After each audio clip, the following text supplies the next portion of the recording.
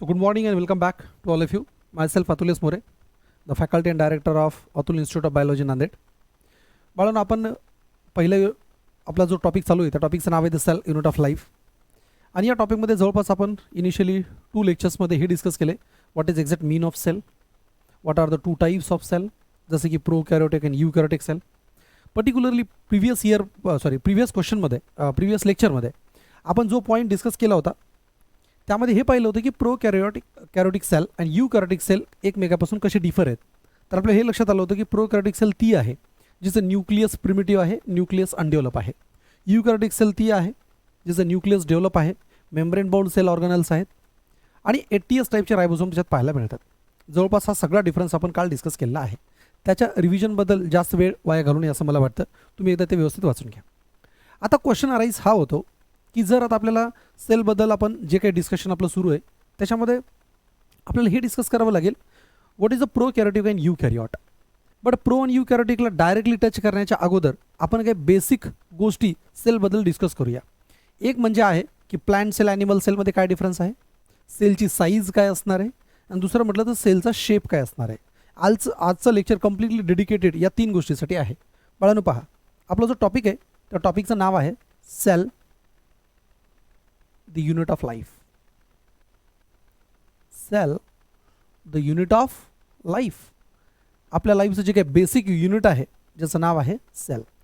So cell is nothing but the basic unit of life. बघा आजचा आपला topic dedicated 3 गोष्टीसाठी आहे. आजच्या लेक्चरमध्ये आपल्याला काय काय लर्न करायचं आहे.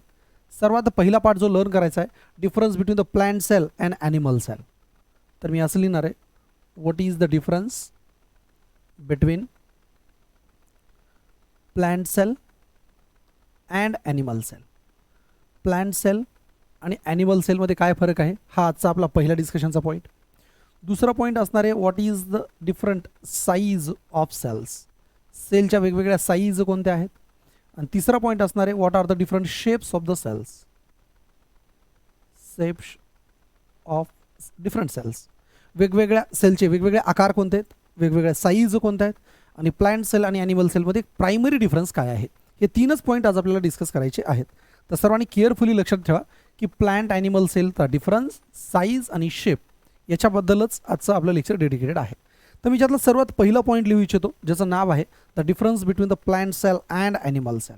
Okay, so what is the difference between plant and animal cell.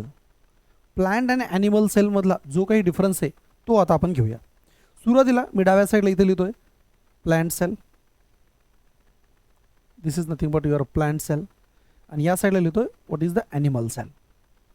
अशा काही गोष्टी आहेत प्लांट सेलकडे ज्या ॲनिमलकडे नाही आहेत आणि अशा काही गोष्टी ॲनिमलकडे आहेत ज्या की प्लांटकडे नाही आहेत. समजून घ्या मला काय म्हणायचं आहे. इम्पॉर्टंट कन्सेप्ट आहे. भरपूर असे पार्ट आहेत जे की प्लांट सेलकडे आहेत, ॲनिमलमध्ये नाही आहेत. आणि एखादं 2 ऑर्गनल ॲनिमलमध्ये आहेत जे की प्लांटमध्ये नाही आहेत. या दोघांना जर कम्पॅरेटिव्हली लिहिलं तर आपला कन्सेप्टच क्लिअर होऊन जाईल. पहा, सुरुवातीला जर मला विचारलं की प्लांटमध्ये असं काय आहे जे ॲनिमलमध्ये नाही आहे तर सर्वात पहिल्यांदा outer most presence of boundary that is a cell wall. So cell wall is a characteristics feature of the plant sale.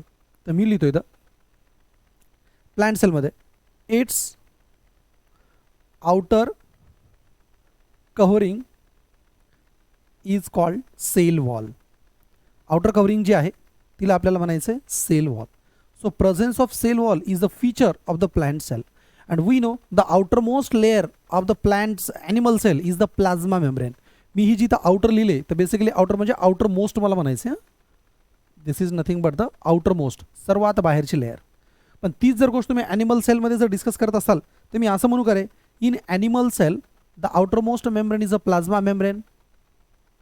Hair outermost membrane is plasma membrane. म्हणजे प्लांट सेलमध्ये सेल वॉलच्या नंतर प्लाझ्मा मेम्ब्रेन असू शकते. असू शकते काय आहेच, कारण plasma membrane is a universal membrane. बरं, त्याच्यानंतर सेकंड पॉईंट याला आपल्याला ड्रॉ पण करायचं आहे. सेकंड पॉईंट मी असं लिहिल का बरं, प्लांट सेल त्या आहेत ज्यांच्यामध्ये वॉटरला स्टोअर करण्यासाठी सर्वात मोठा जो ऑर्गनल आहे त्याला व्हॅक्युअल्स म्हणतात. So vacuoles cover approx 90% part of the plant cell. But as compared to the plant cell, animal cell do not have the basically vacuoles, or if they are present in highly reduced form. So in short we can say here the vacuoles cover approx 90% part of a cell. सेलचा 90% part हा व्हॅक्युअल cover करतो. आणि हे जर answer आपल्याला compare करायचं असेल animal सेलमध्ये तर आपण म्हणू here vacuoles are absent and if present then they are present in a highly reduced form. if present तसे तर नसतातच म्हणा, पण जर समजा तुम्ही म्हटलात की सर आहेत तर ते अतिशय रिड्यूस्ड फॉर्ममध्ये आहेत. If present then in a reduced form, ते अतिशय रिड्यूस्ड फॉर्ममध्ये अतिशय कमी छोट्या छोट्या साईजमध्ये व्हॅक्युल्स तुम्हाला पाहायला भेटतील. बरं, थर्ड डिफरन्सचा पॉईंट हा आहे, ॲनिमल सेलमध्ये एक असा सेल ऑर्गनोल आहे ज्याचं नाव आहे सेंट्रिओल, जे की प्लांट सेलमध्ये ॲबसेंट आहे. तर मी इथं लिहितो animal cell has the centriole. It has the centrioles help in cell division. But such type of organelle is completely absent in the plant cell. इधर लिखो मी centriole is absent. Centriole is absent. या ठिकाणी centriole absent आहे. So these are the three main important differentiating point between the plant cell and animal cell. पहा बाळांनो, plant and animal cell चे काय point लिहिले? Number 1, outer covering, that is outermost covering is called as a cell wall. जर ॲनिमलमध्ये घेतलं तर outer most shell जे काही मेम्ब्रेन आहे that is known as a plasma membrane.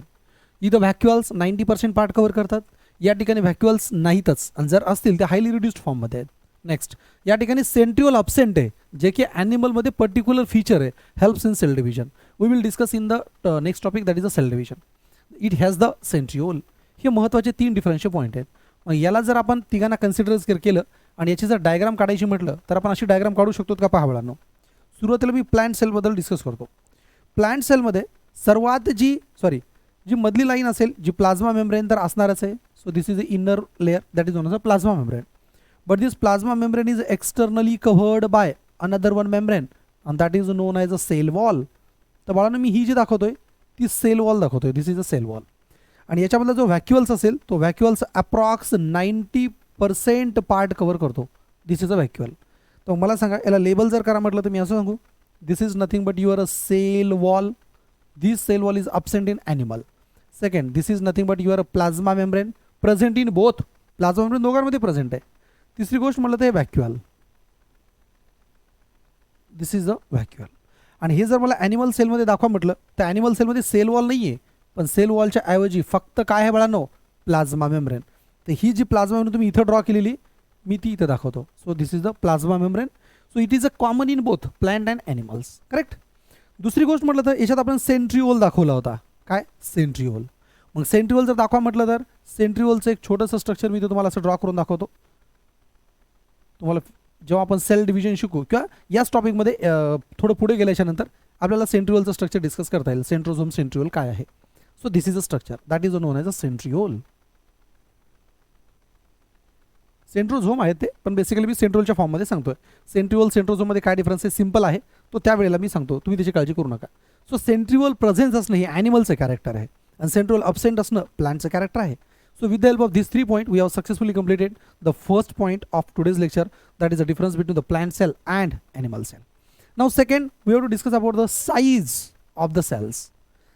तर सेकंड लेक्चरमध्ये आपण सेकंड पॉईंटमध्ये हे बघू, वेगवेगळ्या साईज काय असतात सेलच्या. साईजेस. म्हणून जर तुम्हाला मी साईज विचारली तर तुम्हाला साईजबद्दल सांगता आलं पाहिजे की सर्वात छोटी सेल कोणती आहे, सर्वात मोठी सेल कोणती आहे, असं कम्पॅरेटिव्हली. खरं पाहायला गेलं तर आता वर्ल्डमध्ये मिलियन्स बिलियन्स आणि ट्रिलियन्समध्ये सेल्स आहेत, वेगवेगळ्या सेल्स आहेत, वेगवेगळ्या ऑर्गॅनिझमच्या सेल्स आहेत. तर प्रत्येकाची साईज सांगणं आपल्याला कधी पॉसिबल होणार नाही. पण हां, NCERTमध्ये जो डाटा दिला आहे, जे एक्झाम पॉईंट ऑफ व्ह्यूनं खूप गरजेचे आहेत, तेवढ्याच सेलच्या साईज आपण इथं डिस्कस करणार आहोत. आणि NCERTमध्ये दिलेल्या तेवढ्याच सेलचे शेप्स पण आपण इथं आजच्या लेक्चरला घेणार आहोत. तर सुरुवात करू आपण साईजपासून. साईजचा जर विचार केला तर आपण असं म्हणू, सगळ्यात जी स्मॉलेस्ट सेल ऑब्झर्व झालेली आहे तिचं नाव आहे mycoplasma. So in short we can say mycoplasma is the smallest cell. आणि सेल आहे तर त्यामुळे त्याला लिव्हिंग म्हणण्याची गरजच नाही, कारण जिथं लाईफ आहे तिथं तर सेल आहे. त्यामुळे सेल म्हणणं काय आणि लिव्हिंग म्हणणं काय, दोघांचा अर्थ एकच आहे. व्हायरसेसची साईज मायकोप्लाझमपेक्षा कमी आहे, पण viruses are not a consider as a cell. व्हायरसमध्ये लाईफ नाही आहे. मग व्हायरस जर सेलच नसेल तर व्हायरसची साईज लिहून उपयोग तरी काय. म्हणून आपण असं म्हणू, ज्यांच्यात लाईफ आहे, ज्यांच्याकडे सेल आहे, अशी सर्वात छोटी सेल कोणती आहे, तर त्याचा आन्सर असणार आहे मायकोप्लाझ्मा. तर in short we can say, तर पहिलं लिहितो the smallest cell. The smallest cell, तर स्मॉलेस्ट सेलचं नाव आहे बाळांनो मायकोप्लाझ्मा.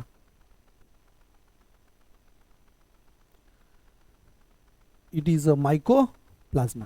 बरं, तुम्ही जर याच्या साईजबद्दल विचारलात बाळांनो, तर मायकोप्लाझ्माची साईज असते 0.3 मायक्रोमीटर. Yes or no. आणि मायकोप्लाझ्मा एक अशी स्मॉलेस्ट सेल आहे जिला सेल वॉल सुद्धा नाही आहे. So mycoplasma is without cell wall.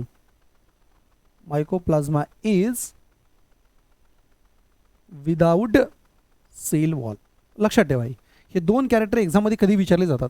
मायकोप्लाझमची size काय असणार आहे, it is a smallest cell आहे का, आणि तिसरी गोष्ट म्हणजे त्याच्याला सेल वॉल आहे का. तर मायकोप्लाझमला सेल वॉल नाही. बरं, त्याच्यानंतर जर मला तुम्ही दुसरं एक्झाम्पल विचारलं तर दुसरं एक्झाम्पल आपण लिहूया. What is the general size of the bacterial cell. What is the size of bacterial cell. बाळांनो, जी बॅक्टेरियल सेल आहे, तर बॅक्टेरियल सेलची नॉर्मली जी तुम्ही साईज सांगता, तर बॅक्टेरियल सेलची नॉर्मली साईज असते 3 to 5 मायक्रोमीटर. 3 ते 5 मायक्रोमीटरमध्ये तुम्हाला बॅक्टेरियल सेल सापडतात. त्यानंतर विचारलं जर ह्युमन आरबीसी बद्दल सांगा, पर्टिक्युलरली ह्युमन आरबीसी. बाळांनो, ह्युमन आरबीसीची साईज जर पाहिली तर ह्युमन आरबीसीची साईज बायकॉन्केव नेचरमध्ये जर पाहिलं, बायकॉन्केव म्हणजे बेसिकली ह्युमन आरबीसी तुम्हाला अशी दिसते, विच इज अ बायकॉन्केव.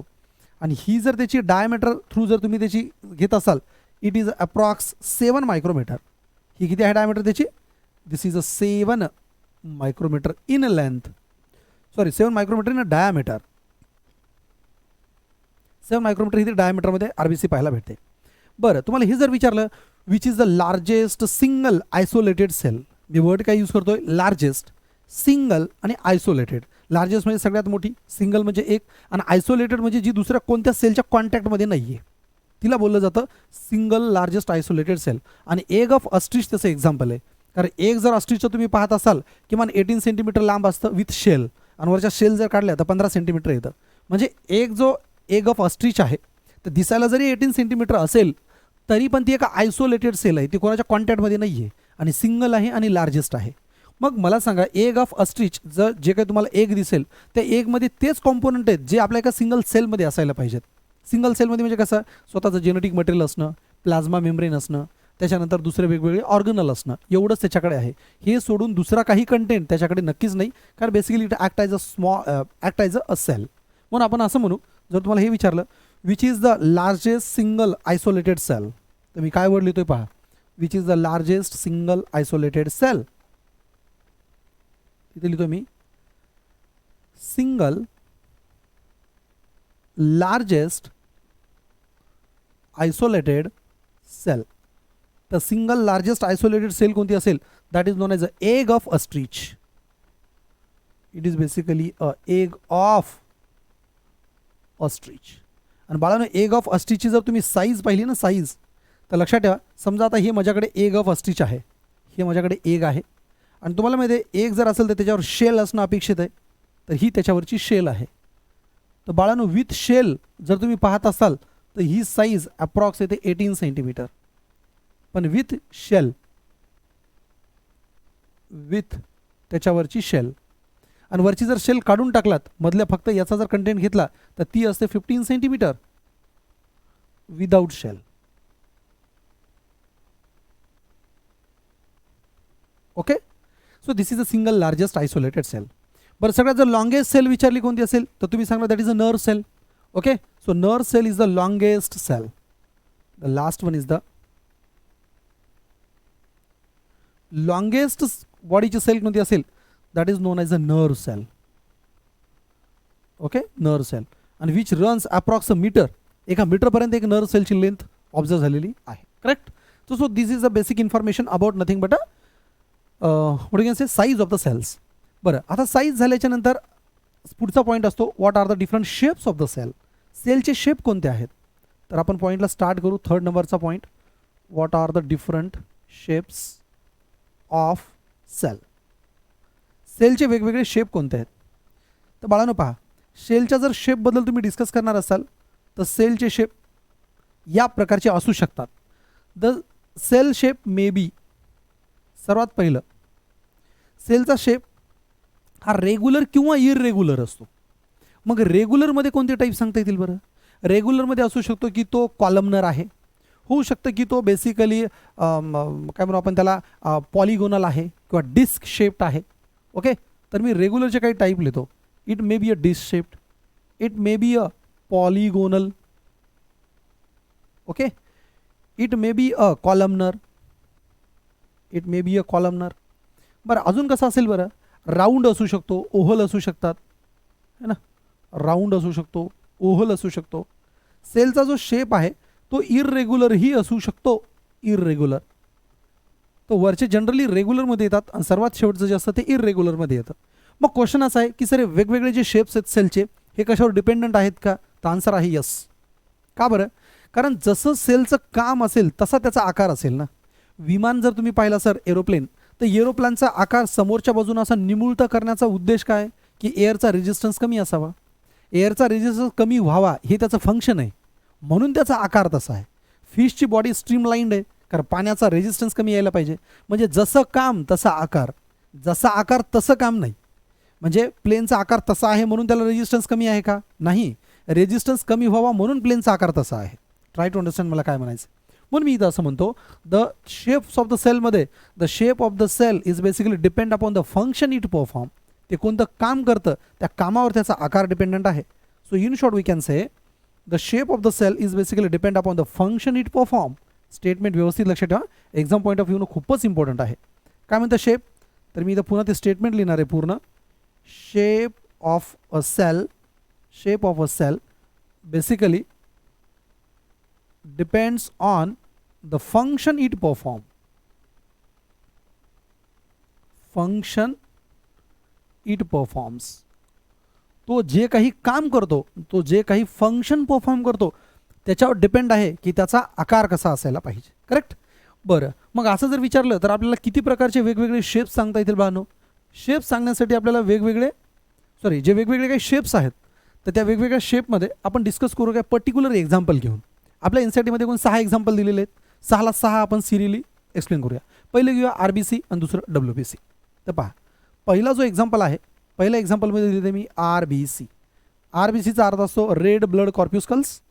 ओके, आणि हे जे काही रेड ब्लड कॉर्प्युस्कल्स आहेत किंवा रेड ब्लड सेल्स म्हणा इन शॉर्ट, तुमच्या लक्षात राहत नसेल तर हे red blood corpuscles, red blood cell are responsible for carrying the oxygen. आपल्या बॉडीमध्ये ऑक्सिजनला कॅरी करायचं आहे आणि ऑक्सिजनला कॅरी करण्यासाठी RBCचा शेप मॅटर करतो. म्हणून RBCचा शेप बाळांनो 2 प्रकारे लिहिला जातो. Okay, how is the shape of the RBC? तर RBCला जर म्हटलं शेप सांगा तर शेप सांगता येईल it may be a round and biconcave. Round or biconcave करा, अँड नका करा. Round or biconcave. तुम्ही म्हणाल सर एक राऊंड म्हणा नाही तर बाय कॉन्केव म्हणा, हे दोन्ही पद्धती कशा आहेत? कसं असतं पहा, जर तुम्ही RBCला एकदम टॉपवरून पाहिलं, म्हणजे मी जर हातात अशी RBC ठेवली आणि वरून जर त्याला पाहिलं RBCला तर RBC अशी मला राऊंड दिसते टॉप व्ह्यूनं. So RBC look like a round from the top region. पण जर समजा मी RBCला साईड व्ह्यूनं जर पाहिलं, it look like a biconcave by the side view. Side view म्हणजे कसं बाळांनो? जर समजा RBC म्हणजे डोळ्याच्या अशी समोर जर असेल तर ती मला अशी बायकॉन्केव दिसेल आणि RBCला जर मी असं खाली ठेवलं तर ती अशी मला राऊंड दिसेल. मग क्वेश्चन आहे, हा राऊंड किंवा बायकॉन्केव शेप जो आहे RBCचा तो एक्झॅक्ट कशासाठी आहे? This shape is only for to transport the oxygen. कशासाठी बाळांनो? To carry the oxygen. लक्षात ठेवा, in order to carry oxygen. Oxygen carry करण्यासाठी RBCचा शेप त्याला थोडंसं फ्लॅट बनवलं आहे कारण जास्तीत जास्त ऑक्सिजन येऊन त्याच्यावर बसतील आणि ऑक्सिजनला ट्रान्सपोर्ट करता येईल. करेक्ट. बरं, हा झाला RBCचा शेप. RBCच्या नंतर जर तुम्ही मला WBC बद्दल जर विचारणार असाल तर मी WBC बद्दल असं सांगू का बाळांनो? पहा, जो सेकंड पॉईंट आहे त्याचं नाव आहे WBC. WBC म्हणजे व्हाईट ब्लड सेल्स किंवा व्हाईट ब्लड कॉर्प्युस्कल, मोर करेक्ट आहे. पहा, so this is nothing but the WBC. म्हणून WBCचा आकार जर विचारला तर एकदम कमी वर्डमध्ये सांगायचा, इट इज इररेग्युलर. त्याला आकारच नाही आहे. WBC basically show irregular in shape. आपण सेलचा आकार पाहतोय, आपण न्यूक्लियस पाहत नाही.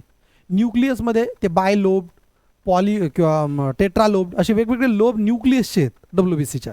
म्हणजे WBCचा कोणता टाईप घेता, लिम्फोसाईट किंवा अजून त्याचे जे काही मग काय म्हणू आपण त्याला, ग्रॅन्युलोसाईट, अग्रॅन्युलोसाईटचे जर एकदम बेसिक लेवलला जर क्लासिफाय केलं तर त्याचे न्यूक्लियसचे शेप वेगळे आहेत. I am not discussing about the nucleus shape, I am discussing strictly about the shape of the sale.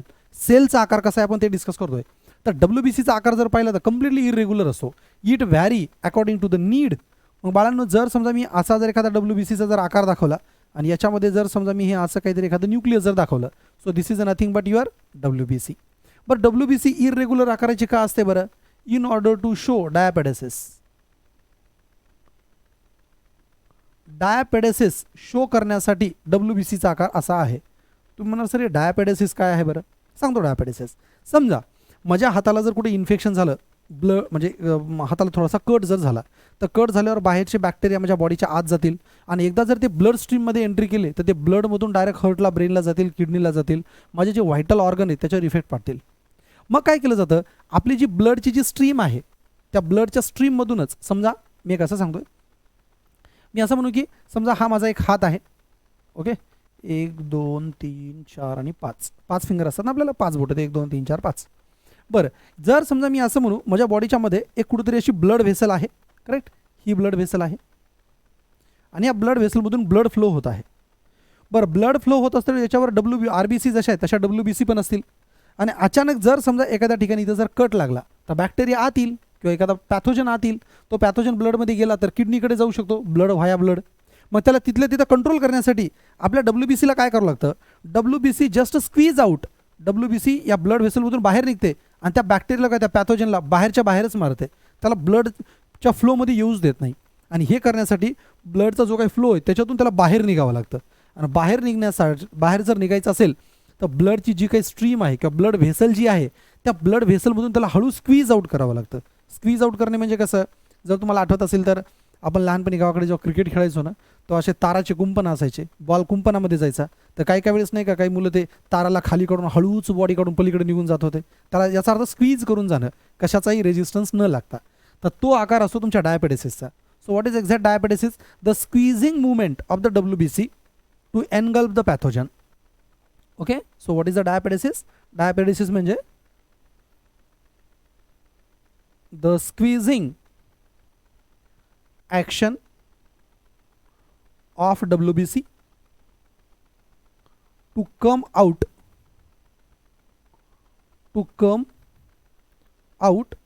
from the blood vessel, to come out from the blood vessel. Blood व्हेसलमधून बाहेर निघणं, squeeze out करणं, हे त्याचं main काम आहे. कारण it has to encounter the pathogen to kill the pathogen.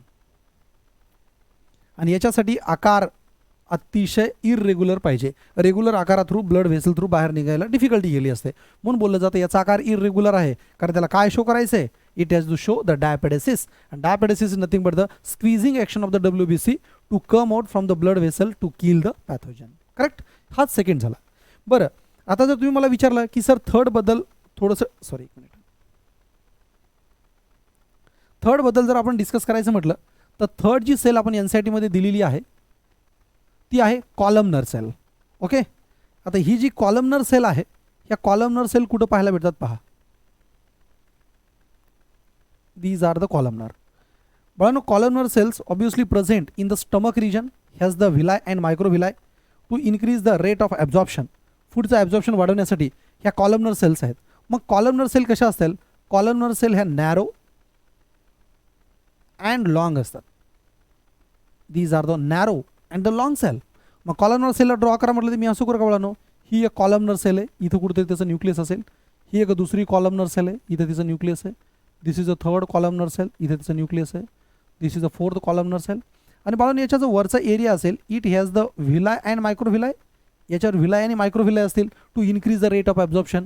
So it means that such type of cells are present in the stomach region. Yes, so in short आपण असं म्हणू शकतो का बरं, these are the narrow and the long cell, they are present in a part of stomach. स्टमकच्या पार्टमध्ये आहेत. They have they have villi and microvilli. Villi and microvilli कशासाठी? To increase the rate of, to increase the absorption, to increase the absorption. त्या absorption वाढवण्यासाठी ह्या sale खूपच important आहेत. Correct. बरं, त्याच्यानंतर जर विचार तुम्हाला नर्व सेलबद्दल सांगा, तुम्ही सांगा नर्व सेल ही अशी लॉंग सेल आहे जिचं काम आहे ट्रान्समिट द इम्पल्स, इम्पल्सला कॅरी करणं. म्हणजे पायाच्या नखाला किंवा बोटाला जर टच झालं तर डायरेक्ट ब्रेनला समजतं. कितीतरी दूर एखादी अतिशय सुंदर वस्तू असते, डोळ्याला पाहिलं की मन असं एकदम प्रसन्न होतं, प्रफुल्लित होतं. तर अशा वेळेला हे जे इम्पल्स आहेत नजरेला आलेले ते ब्रेनला जर जायचे असतील तर तुम्हाला नर्व इम्पल्स कॅरी करतात. म्हणून मी चौथ्या पॉईंटचं नाव लिहिणार आहे, 4 पॉईंटचं, नर्व इम्पल्स किंवा नर्व सेल. ओके, चौथी सेल कोणती बाळांनो? Nerve cell. मग मला सांगा ही जी काही आपली नर्व सेल आहे तर नर्व सेलचा शेप कसा आहे? Just a minute. हां, nerve cell is the longest cell आणि it is a highly branched. याचा जर आकार विचारला तर तुम्ही काय लिहिणार? It is a highly branched. Highly branched आहे. ब्रांच जर असेल तर ही नर्व सेल मला अशी ड्रॉ करता येईल का बाळांनो? तुम्ही समजून घ्या बरं. पहा, समजा जर तुम्ही न्यूरॉन जर कधी पाहिला असेल ना, ब्रेन सेल, तर जवळपास असा न्यूरॉन तुम्ही पाहिला असेल. पहा, आणि इथं त्याची बॉडी असते ज्या बॉडीतून इम्पल्स कॅरी केले जातात. Yes or no? याच्यावर जर मायलिनची शीत असेल तर मायलिनेटेड न्यूरॉन म्हणतात, नसेल तर नॉन मायलिनेटेड म्हणतात. आणि या ठिकाणी ॲक्झॉन बल्ब टर्मिनल तो पार्ट या ठिकाणी आहे. पहा, हे जे काही हायली ब्रांच स्ट्रक्चर आहे, हे जे ब्रांचिंगचं स्ट्रक्चर दिसतंय डेंड्राइट्स, याचं मेन काम आहे की नर्वला किंवा इम्पल्सला कॅरी करणं. म्हणजे आलेले सगळे इम्पल्स याच्याकडे येत असतील, बॉडीमध्ये जात असतील, बॉडी थ्रू ॲक्झॉन बल्बला टर्मिनल एंडला जात असतील.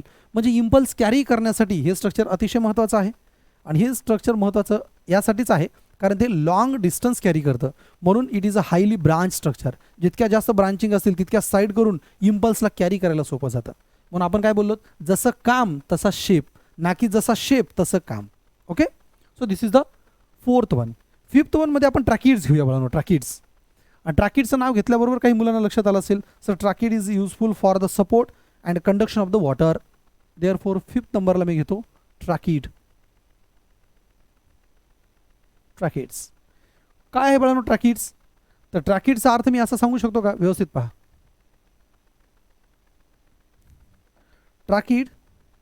ट्रॅकिडचा जर आकार घेतला तर ट्रॅकिडचा आकार हा ॲक्च्युली ट्युब्युलर आहे. कसं आहे बाळांनो? ट्युब्युलर म्हणा किंवा लॉंग म्हटलं तरी चालेल. Tubular and long. मी एक ट्रॅकिड जर ड्रॉ करायची म्हटलं तर मी अशी ट्रॅकिड ड्रॉ करू शकतो का बाळांनो?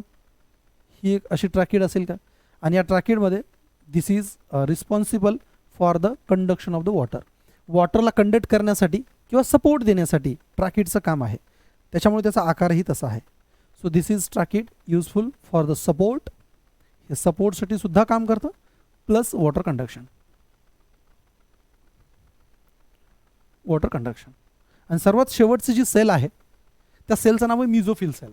आता मिझोफिल सेल म्हटलं की मुलांच्या डोक्यात पहिलं क्लिक झालं असेल सर फोटोसिंथेसिस. तुमचं आन्सर करेक्ट आहे. कारण फोटोसिंथेसिस करण्यासाठी लीफमध्ये ज्या मिझोफिल सेल्स आहेत, ज्याच्यामध्ये जे काही क्लोरोफिल पिगमेंट आहे जे लाईटला ॲब्झॉर्ब करेल, ॲब्झॉर्ब केल्याच्यानंतर असं काही मटेरियल बनवेल जे की लाईट आणि डार्क रिएक्शनला हेल्प होईल, नंतर फूड तयार होईल. ते फोटोसिंथेसिसमध्ये आपण डिटेल डिस्कस करूया. तर मिझोफिल सेल ती आहे at is a site of photosynthesis. So in short the last cell that we have to discuss is nothing but a mesophyll cell. ही जी 6वी सेल आहे बाळांनो, 6व्या सेलचं नाव आहे mesophyll. It is a mesophyll cell. पहा बरं, ही जी मिझोफिल सेल तुम्हाला दिसणार आहे तर ते मिझोफिल सेलला आता ड्रॉ जर करा म्हटलं तर एक्झॅक्ट मी कसं ड्रॉ करेल पहा. मी असं म्हणेल की माझ्याकडे समजा एक सुरुवातीला एक लीफ आहे. हा लीफचा मेन लॅमिना लीफ ब्लेड असेल. त्याच्यामधून बेसिकली तुमची main झायलम and phloem main conducting tissue. त्यानंतर हा तुमचा स्टेमचा पार्ट ज्या ठिकाणी पेट्यूल आणि तुमचा मेन लॅमिना. हे तुमचं लीफ आहे ॲक्च्युअल. तर बाळांनो मला एक सांगा, या लीफला जर तुम्ही कट केलं, हा एवढा जर पार्ट घेत असाल, ओके, तर या पार्टमध्ये ज्या काही सेल्स असतील त्या ठिकाणच्या सेल्सला तुम्हाला मिझोफिल सेल म्हणता येतं. So what is this? This are the mesophyll cell. आणि ह्या मिझोफिल सेलची जर तुम्ही स्ट्रक्चर किंवा अरेंजमेंट पाहिलं लीफचं तर तुम्हाला असं ऑब्झर्व होईल की मिझोफिल सेलमध्ये सेल्स राऊंड आणि ओव्हल आहेत. These are the round and oval cells. बरं, ह्या कशा पद्धतीने अरेंज असतात, काय असतं हे आपण फोटोसिंथेसिसमध्ये पाहू किंवा प्लास्टिकचं जेव्हा डिस्कशन करू तेव्हा आपण हे डिस्कस करूया. अशा प्रकारचे मिझोफिल सेल्स आहेत. So mesophyll cells these are the round and oval. These are round and ovals. बरं हे राऊंड आणि ओव्हल काय आहेत? They have to perform a function known as a photosynthesis. So they do what? PS, that is nothing but the photosynthesis. तर ते photosynthesis करण्यासाठी अतिशय important role play करतात. Correct. So with the help of this point we have successfully completed the point that explain the 3 concept. कोणते कोणते concept होते? पहिलं, what is the difference between the plant cell and animal cell. Second होतं, what are the different shapes of the cell. आणि third size of the cell. आणि third होतं, what are the different shapes of the cell. शेवटच्या 5 मिनिटामध्ये आपण इथं revise करू आणि नंतर लेक्चरला एंड करूया. आता हे पाहा, आजचं लेक्चर काश थोडंसं छोटं बनत असेल, पण कन्सेप्च्युअली पाहिलं तर NCERTचे 2 पेज कवर होत आहे. कारण पुढच्या लेक्चरला मला प्रोकॅरियोटिक सेल स्टार्ट करायचं आहे. आणि एकदा जर प्रोकॅरियोटिक सेल चालू केलं, किमान 2 लेक्चरमध्ये प्रोकॅरियोटिक मला संपायला पाहिजे. 2 किंवा 3 लेक्चर मॅक्सिमम 2 मध्ये संपेल. आपण याचे प्रयत्न करूया. ओके. तर पहा, जर समजा मला रिवाईज जर करायचं म्हटलं तर मी असं सांगू शकतो का? पहा, आपण इथून सुरुवात केलं होतं. द टॉपिकचं नाव आहे आपल्या cell, the unit of life. आपल्या लाईफचं जे युनिट आहे that is known as a cell. आणि आपण हे बोललो होतो की सेल जर आपल्याला डिस्कस करायची असेल बाळांनो, तर या पॉईंटला जर डिस्कस करायचं असेल तर 3 पॉईंट करू. पहिलं, प्लांट सेल ॲनिमल सेलमधला डिफरन्स. दुसरं होतं साईज ऑफ द सेल. आणि तिसरं होतं shape of the cell. Come to the point. पहिलं difference between the plant and animal cell. मी असं बोललो, प्लांट सेलकडे असं काही आहे जे ॲनिमलकडे नाही आहे. काय आहे प्लांट सेलकडे? एक म्हटलं तर सेल वॉल आहे, तिथं नाही आहे. दुसरं, व्हॅक्युअल्स 90% कव्हर करतं, तिथं नाही आहे. थर्ड, इथं सेंट्रिओल नाही आहे, पण इथं सेंट्रिओल आहे. म्हणजे एक गोष्ट ॲनिमल सेलमध्ये आहे जे प्लांट सेलमध्ये नाही. नेक्स्ट, पुढे आपण हे डिस्कस केलं होतं, तिच्या डायग्राम काढून घेतला. आणि डायग्राम काढतानाच कळालं ही जी व्हाईट कलरची मेम्ब्रेन आहे ती प्लाझ्मा मेम्ब्रेन, जी दोघांमध्ये कॉमन आहे. पण एक ॲडिशनल बेनिफिट प्लांट सेलला होता की it has outermost layer that is a cell wall. आणि सर्वात महत्त्वाचं, व्हॅक्युअल्स 90% एरिया कव्हर करतं, पण या ठिकाणी सेंट्रिओल आहे जे की सेल डिव्हिजनमध्ये काम करतं. नेक्स्ट, साईजचा जर विचार केला तर आपण असं बोललो, स्मॉलेस्ट सेल कोणती असेल तर मायकोप्लाझ्मा आहे, जिची साईज 0.3 मायक्रोमीटर आहे. आणि ही अशी सेल आहे की जिला स्वतःला सेल वॉल नाही आहे. It is a without cell wall. Cell wall शिवाय ती आहे. नेक्स्ट, जर समजा विचारलं बॅक्टेरियल सेल, तुम्ही सांगणार सर 3 ते 5 micrometre. Answer is correct. RBC 7 micrometre. बरं, सिंगल लार्जेस्ट आयसोलेटेड सेल कोण असेल तर एग ऑफ अस्ट्रिच. पण बाळांनो, एग ऑफ अस्ट्रिचच्या शेलसोबत जर धरलं तर 18 सेंटीमीटर येतं. आणि शेल जर काढली, मधला विदाऊट शेल प्रोटोप्लाझम जर धरला, so that is only 15 centimetre. तो फक्त 15 सेंटीमीटर येतो. बरं, आणि दुसरं घेतलं होतं जी लॉंगेस्ट जी सेल आहे ती नर्व सेल आहे. ओके, ॲनिमलमध्ये. शेप ऑफ द सेल जर घेतला तर शेप वेगवेगळे आहेत. एक रेग्युलर, इरेग्युलर. रेग्युलरमध्ये डिस्क असेल, पॉलिगोनल, कॉलमनर, राऊंड, ओव्हल आणि काही इरेग्युलर बी राहू शकतात. मग आपण एक इम्पॉर्टंट स्टेटमेंट लिहिलं होतं बाळांनो. या स्टेटमेंटला पुन्हा मी रिवाईज करतोय. The shape of the cell, shape of a cell depends upon the function it perform. ते कोणतं काम करतो त्याच्यावर त्याचा आकार डिपेंड आहे. एक्झाम पॉईंट ऑफ व्ह्यूनं खूपच इम्पॉर्टंट क्वेश्चन आहे ना, तो विचारलेले आहेत. बरं, RBC कसं आहे? RBC राऊंड आणि बाय कॉन्केव्ह दिसतं. का बरं? It has a function to carry the oxygen. Oxygen carry करायचं आहे. म्हणून टॉप व्ह्यूनं जर पाहिलं, जर तुम्ही टॉप व्ह्यूनं पाहिलं बाळांनो, तर टॉप व्ह्यूनं तुम्हाला हे राऊंड दिसेल. आणि साईड व्ह्यूनं जर पाहिलं तर तुम्हाला तो बाय कॉन्केव्ह दिसेल. So this is the side view, this is the round view. Next, WBC irregular आहे, त्याला आकारच नाही आहे, कारण त्याला कोणती प्रोसेस दाखवायची? डायपेडेसिस. डायपेडेसिस म्हणजे the squeezing out the motion or the squeezing out action of a WBC, so that it can just squeeze out of the blood vessel and it is able to encounter the pathogen which invade the body. आपल्या बॉडीला invade करणाऱ्या पॅथोजनला किल करण्यासाठी blood व्हेसलच्या बाहेर निघणं गरजेचं आहे. Squeezing motion. कॉलमनरमध्ये narrow आहे, लॉंग सेल आहेत है ना, ज्या स्टमकमध्ये ज्याला मायक्रोविला आहेत, ॲब्झॉर्प्शनचं काम करतात. नर्व सेल लॉंगेस्ट आहे, highly thread, highly branch structure आहे. आणि त्यानंतर ट्रॅकिड जर पाहिलं तर ट्युब्युलर लॉंग आहे, जी वॉटर कंडक्ट करते, सपोर्ट करते. आणि जर मिझोफिल सेल असेल तर मिझोफिल सेल राऊंड आणि ओव्हल्स आहेत आणि बेसिकली त्यांचं काम फोटोसिंथेसिस आहे. करेक्ट. तर मी एक्सपेक्ट करतो आजचं लेक्चर तुम्हाला बऱ्यापैकी समजलं असेल. एकदा NCERT ओपन करा, आपल्या PDF सेक्शनमध्ये जा, तिथून आपल्या टॉपिकची प्रिंटही डाउनलोड करून घ्या. त्याची प्रिंट काढा वाटल्यास, आणि प्रिंट काढून दोन्ही साईडला ठेवा. रिव्हिजनला वाचायला सगळं अतिशय सिंपल तुम्हाला जाईल. Okay. With the help of this line we are completing our lecture. Take care.